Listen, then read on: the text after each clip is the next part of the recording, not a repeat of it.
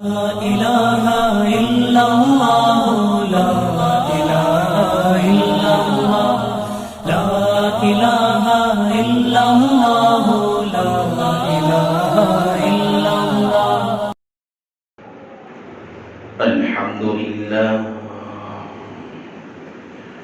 الحمد لله نحمده ونستعينه ونستغفره ونؤمن به ونتوكل عليه ونعوذ بالله من شرور أنفسنا ومن سيئات أعمالنا. من يهده الله فلا مضل له ومن يضلله فلا هادي له ونشهد أن لا إله إلا الله وحده لا شريك له ونشهد أن سيدنا ومولانا محمدا عبده ورسوله صلى الله عليه وعلى آله وأصحابه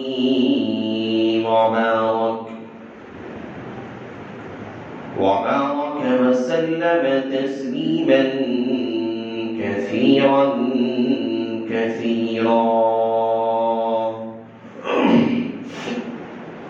أما بعد فأعوذ بالله من الشيطان الرجيم. بسم الله الرحمن الرحيم. والمؤمنون والمؤمنات بعضهم أولياء بعض يأمرون بالمعروف وينهون عن المنكر. وعن أبي سعيد الخدري رضي الله تعالى أنه قال قال رسول الله صلى الله عليه وسلم الدين النصيحة. قال لمن يا رسول الله؟ قال ولله ولكتابه ولرسوله ولأئمة المسلمين وعامتهم أو كما قال النبي عليه الصلاة والسلام. رب اشرح لي صدري ويسر لي أمري واحلل عقدة من لساني يفقهوا قولي. اللهم صل على سيدنا مولانا محمد في أول كلامنا. اللهم صل على سيدنا مولانا محمد في أوسط كلامنا. اللهم صل على سيدنا مولانا محمد في آخر كلامنا.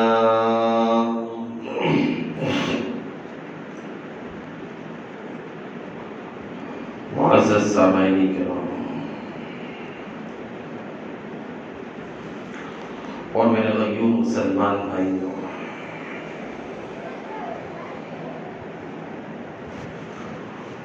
گزشتہ جمعہ حضرات کے سامنے ایک حدیث کی روشنی میں چند باتیں رکھی گئی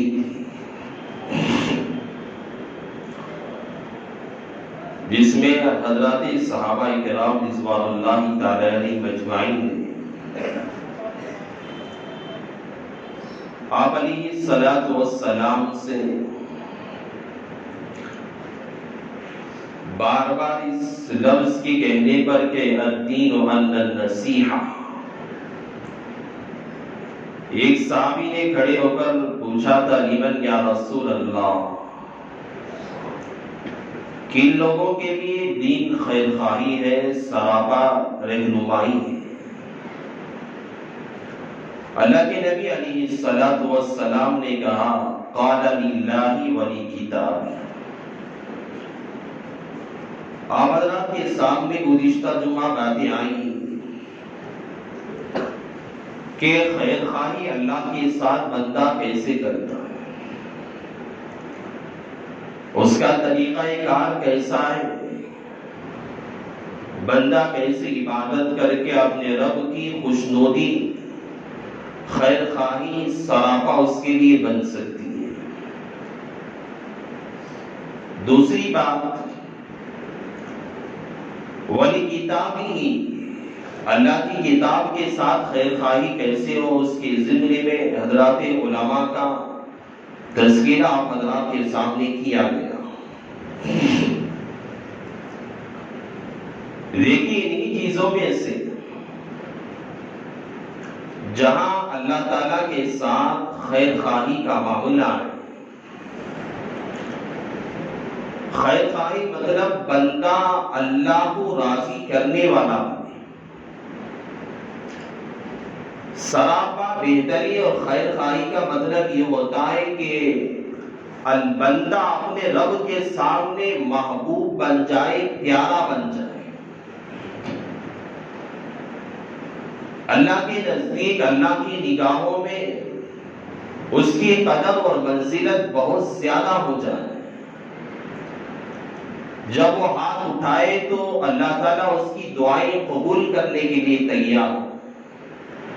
حدیث قدسی میں آتا ہے بندے کے لیے چاہیے کہ بندہ اگر اپنے رب کے ساتھ ایسا تعلق بنانا چاہتا ہے کہ اللہ اس کا بن جائے اور وہ اپنے خدا کا ہو جائے. حدیث قدسی میں ہے کہ بندے کو چاہیے کہ وہ نوافل کا اہتمام کرے، کثرت سے نوافل کا اہتمام کرے. نفلی عبادتیں ہم جسے معمولی سمجھتے ہیں، ہلکا سمجھتے ہیں، ہم نے فرض ادا کر لیا، ہم نے واجبات ادا کر لیے، اگر وقت بھی ہوتا ہے ہم نوافل کو ترک کر دیتے ہیں، چھوڑ دیتے ہیں سستی اور کاہلی کی وجہ سے. لیکن اللہ تعالیٰ کہتا ہے کہ بندے کو اللہ تعالیٰ اپنے قریب جو کرتا ہے وہ بہت سی مرتبہ نفل عبادات کی وجہ سے کرتا ہے. نفل عبادت ہے، اشراق ہے، یہ نفل ہے. تہجد کی نماز کا مسئلہ ہے، نفل نماز ہے. اوابین ہے، نفل نماز ہے. دیگر جو نمازیں ہیں یہ نفل نمازیں ہیں. نفل عبادت جب بندہ کرتا ہے، بندہ واجبات ادا کر دیا، فرائض ادا کر دیا اور حقوق اللہ، حقوق العباد ادا کر دیا، اور بندہ اپنے رب سے زیادہ اور قریب ہونا چاہتا ہے، نفلی عبادتیں ادا کرے گا تو حدیث میں آتا ہے اللہ تعالیٰ کے بندہ اتنا زیادہ قریب ہوتا ہے، اتنا زیادہ بندہ قریب ہوتا ہے، اتنا اپنے خدا سے محبوب بن جاتا ہے، اتنا نزدیک آ جاتا ہے. اللہ تعالیٰ کہتے ہیں کہ بندہ جب اتنا قریب میرے نزدیک آ جاتا ہے، میں اپنے بندے سے پیار کرنے لگتا ہوں، محبت کرنے لگتا ہوں، اس کی قدر میری نگاہوں میں بڑھ جاتی ہے، زیادہ ہو جاتی ہے، اور میں اپنے بندے کا کان بن جاتا ہوں جس سے میرا بندہ سنتا ہے. میں میرے بندے کی آنکھ بن جاتا ہوں جس سے میرا بندہ دیکھتا ہے. میں اپنے بندے کے پیر بن جاتا ہوں جس سے میرا بندہ چلتا ہے. میں اپنے بندے کے ہاتھ بن جاتا ہوں جس سے میرا بندہ پکڑا کرتا ہے. میں اپنے بندے کا دل بن جاتا ہوں جس سے میرا بندہ سوچا کرتا ہے. اس کی فکروں میں، اس کی کڑمانوں میں، اس کے خیالات میں بس میں ہی بس بن جاتا ہوں. اور اللہ کہتے ہیں کہ جب میرا بندہ میرے سامنے ہاتھ اٹھاتا ہے، کوئی مانگتا ہے، فوراً میں اس کی دعا کو قبول کر لیتا ہوں. اور بندہ جب ارادہ کرتا ہے میں اس کے ارادے کو پورا کر دیتا ہوں. نفل عبادت کے اندر اللہ تعالیٰ نے ایسی چاشنی رکھی ہے، ایسی خاصیت رکھی ہے، ایسی اللہ نے محبت رکھا ہے، بندہ اپنے رب کے اتنا زیادہ قریب ہو جاتا ہے. بندے کا اللہ تعالیٰ کا کہنا، ہاتھ بن جانا، پیر بن جانا، اس کی آنکھ بن جانا، اس کا دل بن جانا۔ مطلب محدثین لکھتے ہیں اس کا یہ ہے کہ بندہ جب آنکھ اٹھائے گا یہ سوچے گا میں دیکھوں گا تو حلال چیزوں کو دیکھوں گا، حرام چیزوں پر نگاہ نہیں کروں گا۔ پیر بننے کا مطلب یہ ہے بندہ قدم اٹھائے گا، سوچے گا میں جو قدم اٹھا رہا ہوں یہ قدم کہیں کسی گناہ کی طرف تو نہیں جا رہا ہے، کسی غلط جگہ کی طرف تو نہیں جا رہا ہے، کسی حرام جگہ کی طرف تو نہیں جا رہا ہے، کسی ناجائز جگہ کی طرف تو نہیں جا رہا ہے۔ بندہ سوچے گا اگر میں قدم بڑھاؤں گا، غلط جگہوں پہ جاؤں گا تو میرا خدا کے یہاں میرے اس قدم کے اٹھانے کی، قدم کے رکھنے کی، چل کے جانے کی میرے رب کے یہاں پکڑ ہوگی تو میں اسے کیا جواب دوں گا؟ بندہ ہر وقت سوچے گا، ہاتھ اٹھائے گا۔ ہاتھ بن جانے کا مطلب یہ ہوتا ہے بندہ کوئی کام کرتا ہے، کام کرنے سے پہلے بندہ سوچا کرتا ہے اگر میں یہ کام جو کر رہا ہوں کیا یہ میرا کام حلال کام ہے یا حرام کام ہے، ناجائز کام ہے؟ اگر میں اس ہاتھ کے ذریعے سے جو کام کر رہا ہوں اس کام کے ذریعے سے کیا میرا خدا مجھ سے راضی ہوگا یا میرا خدا مجھ سے ناراض ہو جائے گا؟ میں اس ہاتھ کے ذریعے سے کیا کسی پہ میں ظلم کر رہا ہوں، کیا کسی کا میں جگہ تکلیف دے رہا ہوں، کسی کو ایذا پہنچا رہا ہوں، کسی کو مصیبت میں ڈال رہا ہوں؟ ایسا تو نہیں ہے۔ میں اس ہاتھ کے ذریعے سے جو کام کرنے والا ہوں، اس ہاتھ کے ذریعے سے جو کام ہونے والا ہے میرا رب اس سے راضی ہو جائے، خوش ہو جائے۔ اور آنکھ اور دل بننے کا مطلب یہ ہوتا ہے کہ اللہ تعالیٰ کا اتحاد ہر وقت بندے کے قلب میں ہوتا ہے، اس کی محبت، اللہ کی محبت بندے کے دل میں ہمیشہ ہوتی ہے۔ جب بندہ آنکھ اٹھائے گا اپنے رب کا خیال کرے گا، پیر اٹھائے گا اپنے رب کا خیال کرنے والا بنے گا، ہاتھ اٹھائے گا اپنے رب کا ڈر رکھنے والا ہوگا، اور دل کے اندر جب فکریں آئیں گے، وساوس آئیں گے، شیطانی وساوس سے آئیں گے، غلط خیالات آئیں گے، دل کہے گا یہ دل تیرے رب کا دیا ہوا ہے، تیرے خدا کا دیا ہوا ہے۔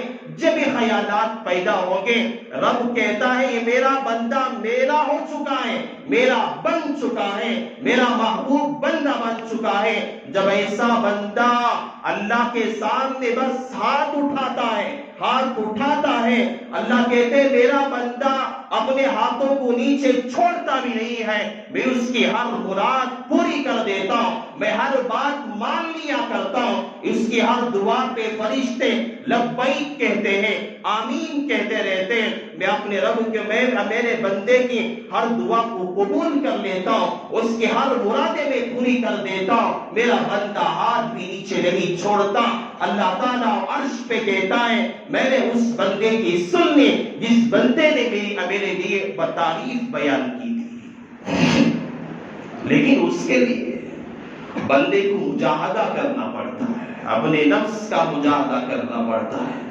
یہ چیزیں ایسے نہیں آتی کہ ہر وقت بندہ اپنے رب کا خیال کرے، ہر وقت سوچے، یہ چیزیں اتنی آسانی سے نہیں آتی۔ آج ہم گناہوں میں ملوث ہیں، آسانی سے آج ہمارا گناہ ہو جاتا ہے، ہاتھ سے گناہ ہوتا ہے، کبھی ہم سوچتے نہیں ارے کیا ہو رہا ہے، کیا آنکھ سے گناہ ہوتا ہے، کبھی ہم سوچتے نہیں ارے کیا چیز دیکھ رہا ہوں، کبھی سوچتے نہیں۔ ہمارے پیر غلط جگہوں پہ جاتے ہیں، کبھی ہمیں ڈر نہیں لگتا، خدا کا خوف نہیں آتا، ہم کانوں سے غلط گندی چیزیں سنتے ہیں، کبھی ہم سوچتے نہیں ہیں۔ یہ حدیث قدسی ہے، اور اللہ تعالیٰ حدیث قدسی کا مطلب یہ ہوتا ہے اللہ تعالیٰ ڈائریکٹ بہت ساری حدیثیں جو اللہ تعالیٰ درمیان میں کسی فرشتے کے ذریعے سے، جبرائیل کے ذریعے سے حدیث پہنچاتا ہے۔ حضرت جبرائیل علیہ السلام اللہ کے نبی علیہ السلام کے پاس آتے ہیں اور وہ حدیث بیان کرتے ہیں یا دل میں بات ڈال دیتے ہیں اور سینے سے سینے کو لگا کر دبوچتے ہیں، قلب میں بات ڈال دیتے ہیں۔ یہ فرشتوں کے ذریعے سے حدیثیں اللہ تبارک و تعالی اللہ کے نبی علیہ السلام کو پہنچایا کرتا ہے۔ لیکن جو حدیث میں نے آپ لوگوں کے سامنے بیان کی ہے یہ حدیث قدسی ہے، اور حدیث قدسی اس حدیث کو کہتے ہیں جہاں کسی درمیان میں کسی فرشتے کا واسطہ نہیں ہوتا، کوئی فرشتہ درمیان میں نہیں رہتا، کسی کا واسطہ نہیں ہوتا، بلکہ خدا اور اللہ کے نبی علیہ السلام کا ڈائریکٹ فاصلہ ہوتا ہے، واسطہ ہوتا ہے۔ اللہ تعالیٰ اپنے نبی کو بغیر کسی فرشتے کے اور بغیر کسی وسیلے کے اور بغیر کسی ارسال کرنے والے کے، اللہ تعالیٰ اپنے بندے اور اپنے حبیب، اپنے پیغمبر اللہ کے نبی علیہ السلام کو جو ڈائریکٹ جو بات پہنچایا ہے، اللہ تعالیٰ نے اس حدیث کو حدیث قدسی کہا جاتا ہے۔ اور حدیث قدسی جس کے الفاظ جو ہوتے ہیں وہ اللہ کے نبی علیہ السلام کے ہوتے ہیں، لیکن معنی اور مطالب اللہ تبارک و تعالیٰ کی طرف سے عطا ہوتے ہیں۔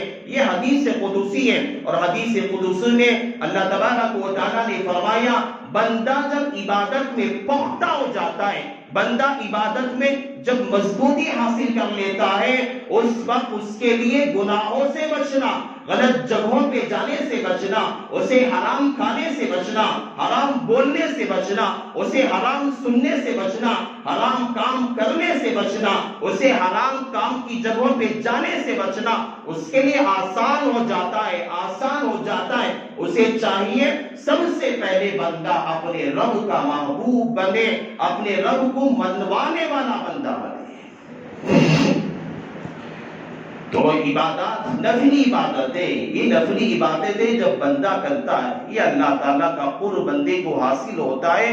جو ہر چیز بندہ جب کرتا ہے اپنے رب کا خیال، دھیان اور اپنے رب کا ڈر اور خشیت اور معرفت اس کے دل میں ہوتی ہے، ہر کام اپنے رب کو راضی کرنے کے لیے کرتا ہے۔ ورنہ اگر یہ خیال نہیں ہوتا تو بندہ کام کرتا ہے کبھی کسی کو خوش کرنے کے لیے، کبھی کسی کو ناراض کرنے کے لیے، کسی کی ریاکاری کے لیے، کسی کو تکلیف پہنچانے کے لیے، کسی کو پریشان کرنے کے لیے کرتا ہے۔ نہ اس کا کام کرنا اسے دنیا میں نفع دیتا ہے، نہ آخرت میں نفع دیتا ہے۔ جب بندہ اس طرز کا بن جاتا ہے، ہر کام چلے گا، پھرے گا، گھومے گا، کھائے گا، پیے گا، اٹھے گا، بیٹھے گا، زندگی کا ہر لمحہ، زندگی کا ہر قدم اور زندگی کے چلنے والے ہر لمحات بندے کے اللہ کے یہاں حساب و کتاب کے دھیان پر بندہ اپنی زندگی کو گزارنے والا بنتا ہے۔ اس لیے حدیث میں اللہ کے نبی نے کہا خیر خواہی بندے کا یہی مطلب ہے کہ خیر خواہی یہی ہے کہ بندہ اس طرز کا بنے۔ جب اس طرز کا بنے گا، اس اندازے کا بنے گا، دنیا کی زندگی بھی اس کے لیے کامیاب بنے گی، آخرت کی لامحدود زندگی ہے وہ زندگی بھی اس کے لیے کامیاب اور کامران زندگی اس کے لیے بنے گی۔ آگے اللہ کے نبی علیہ السلام نے کہا وَلِرَسُولِهِ، اپنے رسول کے ساتھ خیر خواہی۔ خیر خواہی رسول کے ساتھ کیسا ہے؟ حدیث میں اللہ کے نبی علیہ السلام نے کہا کہ اپنے پیغمبر کے طریقے پہ بندہ چلے، رسول اللہ کے طریقے پہ نقش قدم پہ چلے۔ زندگی کا ہر لمحہ ہے ہمارے لیے آئیڈیل اور نمونہ اللہ کے نبی علیہ السلام کی ذات اقدس ہے۔ دنیا کا کوئی جو ہے کتنا بھی بڑا پہلوان ہو جائے، کتنا بھی بڑا عہدیدار ہو جائے، دنیا کا کوئی وقت کا بادشاہ ہمارا آئیڈیل نہیں ہے، وقت کا کوئی وزیر ہمارا آئیڈیل نہیں ہے، وقت کا کوئی وزیر اعظم آئیڈیل نہیں ہے، وقت کا کوئی ہیرو ہمارا آئیڈیل نہیں ہے۔ ہمارا آئیڈیل اور نمونہ اللہ کے نبی علیہ السلام کی ذات اقدس ہے۔ ہمارا ہر کام، ہر طریقہ، زندگی کا ہر لمحہ پیغمبر کے طریقے پہ ہوئے گا، تب کہا جائے گا کہ فلاں بندہ اپنے رسول کے ساتھ خیر خواہی کرنے والا ہے، اچھا سلوک کرنے والا ہے۔ حضرات صحابہ کی یاد دیکھو، حضرات صحابہ میں ایسا مزاج اپنے حبیب کے طریقے پہ چلنے کا تھا، اپنے رسول کے نقش قدم پہ چلنے کا تھا۔ حدیث میں آتا ہے حضرت ابن عمر رضی اللہ تعالیٰ ایک مرتبہ سفر میں جا رہے تھے۔ حضرت صحابہ کہتے ہیں ہم اونٹ پہ سوار ہیں، گھوڑوں پہ سوار ہیں، اچانک ایک جگہ ایک میدان میں حضرت ابن عمر رضی اللہ تعالیٰ اچانک اپنی سواری سے نیچے اترے اور قضائے حاجت کے لیے ایک جگہ پہ جا کے بیٹھ گئے۔ تھوڑی دیر بیٹھے پھر اٹھ کر آ گئے، یعنی پیشاب پاخانہ کے لیے بیٹھے پھر اٹھ کر آ گئے۔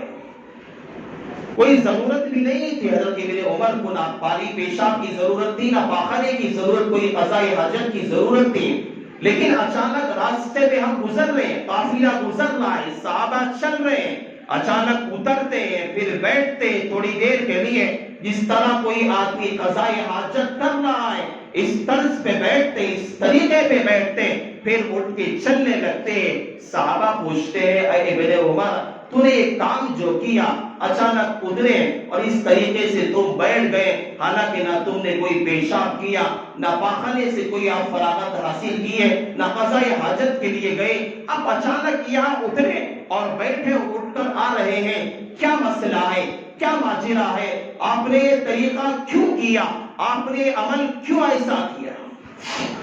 صحابہ دیکھیے، اسی لیے اللہ تعالیٰ نے کہا رضی اللہ عنہم ورضوا عنہ، میں اب صحابہ سے راضی ہو گیا، اور جو ہے اللہ تعالیٰ بھی صحابہ سے راضی ہے، کوئی ایک صحابی کے نقش قدم پہ چلے گا اللہ تعالیٰ جو ہے اسے راہ راست پہ پہنچا دیتا ہے۔ اسی لیے اللہ تعالیٰ نے دنیا ہی میں حضرات صحابہ کو جنت کی خوشخبریاں سنا دی تھی۔ ابن عمر فرماتے ہیں میں نے اپنے پیغمبر کو دیکھا تھا، ایک مرتبہ ایسا ہی تھا، میں اللہ کے نبی علیہ السلام کے ساتھ اسی راستے سے میں گزر رہا تھا، میرے محبوب، میرے آقا، میرے سرکار دو جہاں صلی اللہ علیہ وسلم قربان جائے سے صحابہ پر کہتے ہیں ہم گزر رہے تھے، اللہ کے نبی علیہ السلام کو ضرورت پڑی قضاء حاجت کی، اللہ کے نبی یہاں بیٹھ کر استنجا کیے تھے، اور وہ جب یہاں سے گزر رہا تھا میرا دل نہیں کیا، میرا دل گوارا نہیں کیا میرے پیغمبر نے کوئی عمل یہاں پہ کیا ہو اور میں ویسے ہی گزرتا چلا جاؤں، تو میرے پیغمبر نے یہ عمل کیا تھا، قضاء حاجت کے لیے بیٹھے تھے، تھوڑی دیر کے لیے بیٹھے تھے، اور مجھے ضرورت تو نہیں تھی، مجھے قضاء حاجت کی ضرورت نہیں تھی، لیکن میں نے اپنے پیغمبر کی سنت پہ عمل کرنے کے لیے اس عمل کو کیا ہے، تاکہ جب میں اپنے خدا کے سامنے پر پہنچوں گا اللہ تعالیٰ اس سنت کے صدقے میں میری مغفرت فرما دے۔ ہر طریقہ صلی اللہ کے رسول کے ساتھ خیر خواہی کا مطلب تو یہی ہوتا ہے، ہم سنتیں آسانی کے ساتھ چھوڑتے ہیں، کھانے میں نہ پینے میں کوئی سلیقہ ہے، نہ کھانے کے آداب ہمیں سلیقے سے آتے ہیں، کوئی کہیں ہم دیکھتے ہیں کھانے کا طریقہ جس طرح غیر ہندو لوگ، غیر مسلم لوگ کھانا کھاتے ہیں، اس سے بھی بدترین ہمارے کھانے کا طریقہ اور طرز ہے۔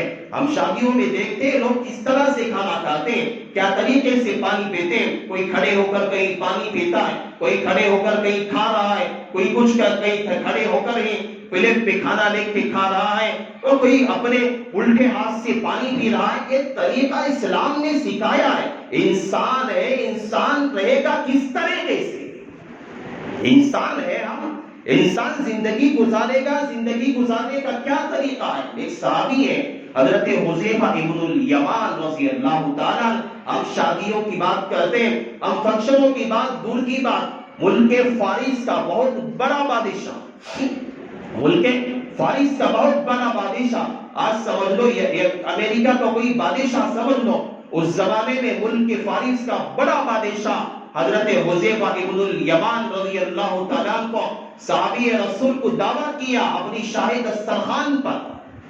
ہم جو شادی بیاہ میں ہم کرتے ہیں، ادھر کھانا کوئی چڑھ رہا ہے، کھانا آدھا کھایا ہم پلیٹ میں رکھ کر آ گئے، ہم کھانا ایسے کھاتے ہیں نیچے پڑا رہتا ہے، کھانا اٹھا کے کھانا ہم لوگ وہاں عیب سمجھتے ہیں۔ میں صحابی کا یہ واقعہ اس لیے بتا رہا ہوں، ملک فارس کا، آج میں نے کہا کوئی امریکہ کا وقت کا اپنے زمانے کا کوئی وقت کا بادشاہ دنیا کا اس دسترخوان پر ہمیں بلائیں، ارے دنیا کے بادشاہ کی دور کی باتیں، کوئی محلے کا کوئی ایم ایل اے، کوئی وقت کا ایم پی ہمیں دسترخوان پہ بلائیں، کوئی وقت کا مالدار ہمیں دسترخوان پہ بلائیں، ہمیں کھانے کا طرز کیا ہوتا ہے، ہم وہاں سنت بھول جاتے ہیں، اللہ کے نبی کا طریقہ ہم بھول جاتے ہیں، کھانا اس طریقے سے کھاتے ہیں جس طرح سامنے والا ڈھیر چمہار غیر مسلم ہندو کھڑموٹ کھانا کھایا کرتا ہے، ہمارا طریقہ اس طرح آ جاتا ہے۔ پانی پیتے ہیں ہم الٹے ہاتھ کے سامنے والا ڈھیر چمار پیتا ہے،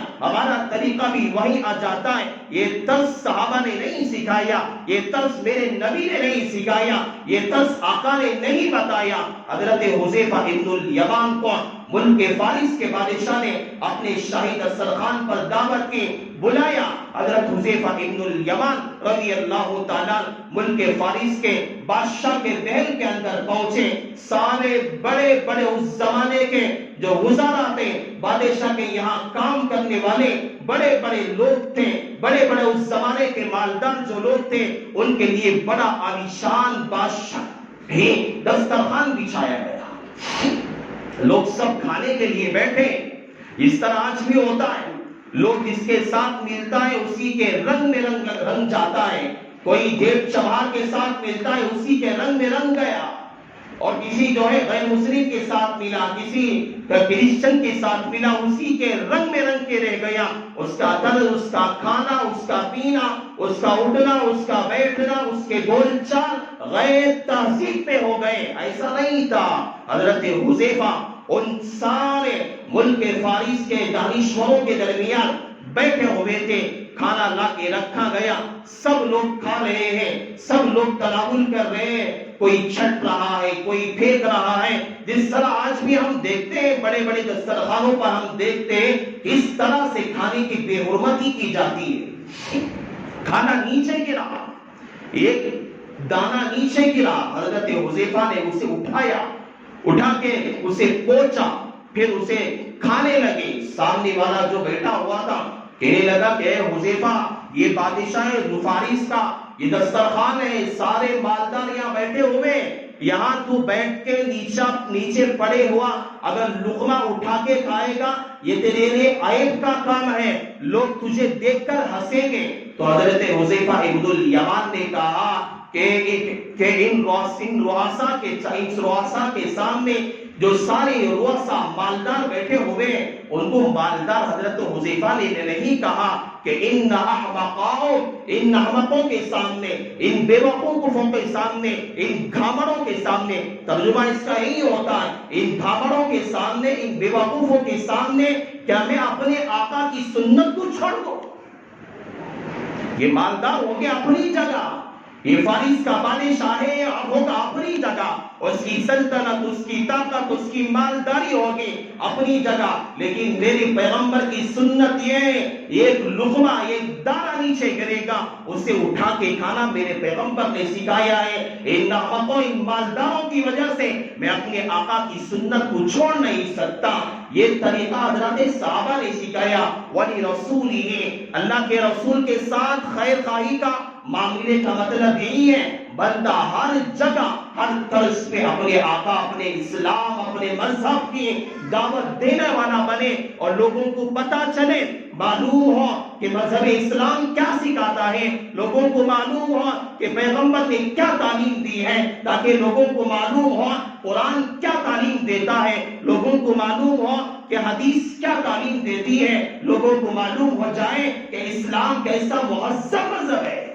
ایسا نہیں کہ مسلمان دیکھو ہمارے ساتھ آتا ہے، ہمارے ہی رنگ میں رنگ جاتا ہے، ہماری عیدوں میں شریک ہو جاتا ہے، ہماری جو ہاتھ بٹڑے میں شریک ہو جاتا ہے، مسلمان کا دیکھو، یہ مسلمان اپنے مذہب پہ پختہ نہیں ہے۔ آج ہر آدمی یہی کہتا ہے کہ مذہب اسلام پہ مضبوط نہیں ہے۔ ایک صحابی نے قربانی حضرت صحابہ کی دیکھو، اللہ کے نبی کی عادت تھی بیچ میں مانگ نکالنے کی۔ ایک صحابی تھے حبشہ کے، ان کا طریقہ بیچ میں مانگ نکالنے کا، بال بیچ میں چھوڑنے کا کی خواہش تھی، لیکن اللہ کے نبی علیہ السلام کے طریقے پہ چلنا چاہتے تھے، لیکن ان کے بال گھنگریالی تھے، گھنگرو بال تھے، ان کے بال صحیح طور پہ نہیں نکلتے تھے۔ تو انہوں نے کوشش یہ کی، ہر طرح کی کوشش کر لی، نہ ہو سکا تو انہوں نے جو لوہے کو آگ پہ گرم کیا، گرم جب زیادہ ہو گیا اسے اٹھایا، اپنے سر کے بیچوں بیچ رکھ لیا، گرم لوہا تھا، اپنے سر کے دو بیچوں بیچ رکھ لیا۔ جب رکھا تو بیچ میں ایک لکیر سی پڑ گئی۔ حضرات صحابہ پوچھنے لگے، لوگ کہنے لگے بھائی اتنی بڑی تکلیف تو نے کیوں اٹھایا؟ ایک کو نشان بھی پڑ گیا اور اتنی تکلیف بھی ہو رہی ہے تو کہنے لگے مجھے اپنے حبیب کے طریقے پہ عمل کرنے کی خواہش تھی، لیکن میں کیا کروں، میرے بال گھنگریالی تھے۔ اب چلو یہ طریقہ میرے اللہ کے نبی علیہ السلام کا ہے، جب قیامت کے دن میدان محشر ہوگا، وہاں جب سنت پہ عمل کرنے والے کھڑے ہوں گے، میں اس نشان کو لے جا کے پیغمبر کے قدموں میں رکھ دوں گا۔ انشاءاللہ مجھے امید ہے کہ اس سنت پہ عمل کرنے پر اللہ تعالیٰ میری نجات کے فیصلے ضرور کرے گا۔ یہ ہے اللہ کے نبی کے طریقے پہ چلنے کا طریقہ۔ یہ ہماری زندگی کا ہر مسئلہ جب چلے گا، بندہ گناہوں سے بھی بچے گا، غلط جگہوں پہ جانے سے بھی بچے گا، گناہوں سے سننے سے بولنے سے ہر جگہ سے بندہ بچے گا، بشرطے کہ جو چیزیں ہیں میں نے کہا اللہ کے ساتھ خیر خواہی کا معاملہ، اللہ کی کتاب کے ساتھ خیر خواہی کا معاملہ اور اللہ تعالیٰ کے رسول علیہ السلام کے ساتھ خیر خواہی، یہی ہے بندہ ان چیزوں پہ عمل کرے گا، یہ دنیا بندے کی بھی سنور جائے گی، آخرت کی جو زندگی ہے بندے کی لامحدود زندگی ہے، یہ زندگی بھی اس کی سنور جائے گی۔ اللہ سے میں دعا کرتا ہوں اللہ تعالیٰ نے جو باتیں اللہ نے مجھ سے کہلوائی ہے، اللہ تعالیٰ سب سے پہلے اللہ مجھے عمل کی توفیق نصیب فرمائے، اللہ تعالیٰ آپ لوگوں کو بھی اللہ عمل کی توفیق نصیب فرمائے۔ انہی کلمات پر اپنی بات کا اختتام کرتا ہوں، آمین وآخر الدعوانا الحمدللہ رب العالمین۔